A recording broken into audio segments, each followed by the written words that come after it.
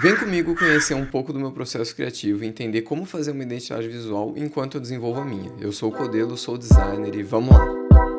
Apesar da identidade visual ser para mim mesmo, eu sigo o caminho que seguiria com qualquer cliente. Eu sempre começo meus projetos pelo briefing para entender o que deve ser feito, e como nesse caso a marca é minha, foi muito mais fácil, já que as coisas já estavam na minha cabeça, eu já estava pensando nelas antes mesmo de começar a desenvolver essa marca, e por isso eu resolvi desenvolver a marca. A primeira etapa é definir o que eu preciso e o que eu quero atingir com a marca. Para isso você precisa analisar o portfólio da marca e entender qual é o público. Como no meu caso, eu estava preparando essa identidade visual para o meu perfil como tatuador, sim, eu acabei utilizando ela para outras coisas, mas foi porque eu senti que ela encaixou, ficou bem pessoal para mim, né? Então eu acabei utilizando ela para outras coisas além do meu perfil de tatuagem. Eu acabei analisando as minhas postagens com mais curtidas e observei as métricas do Instagram com relação ao meu público. Vou dizer que não é o ideal eu usar essa identidade visual para outras coisas, já que ela foi preparada especificamente para isso. Mas observando o meu público em outros conteúdos, em outros temas, e observando o que eu queria passar também,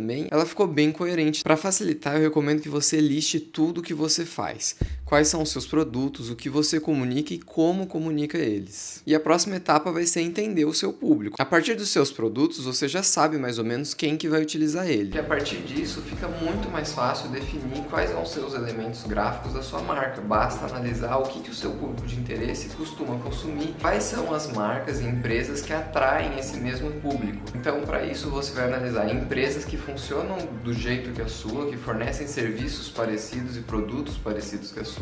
E a partir daí você vai descobrir tanto o que dá certo quanto o que não dá certo. E daí você vai tentar aplicar isso dentro do seu conceito. Mas essa parte de conceito vem em seguida. A partir de tudo isso, eu construo o meu painel semântico com referências da internet. É importante sempre se basear no que foi descoberto enquanto você pesquisava o portfólio de produtos e o público-alvo. Então você vai levar em consideração o que você observou também em outras marcas que são voltadas para esse público ou para esse nicho. Eu costumo produzir o meu painel com muitas imagens. Os poucos textos que aparecem são relativos ao estilo de tipografia que eu pretendo utilizar. Eu não sei se o seu processo é igual ao meu ou se você pensa igual a mim, então cada um faz do seu jeito, mas eu gosto bastante de usar imagem porque pelo menos você dá uma cara para o que você quer fazer e você já tem uma ideia melhor do que você vai produzir. Bons sites para inspiração são o próprio Pinterest, Pexels, Behance, entre outros. Tem muitas opções.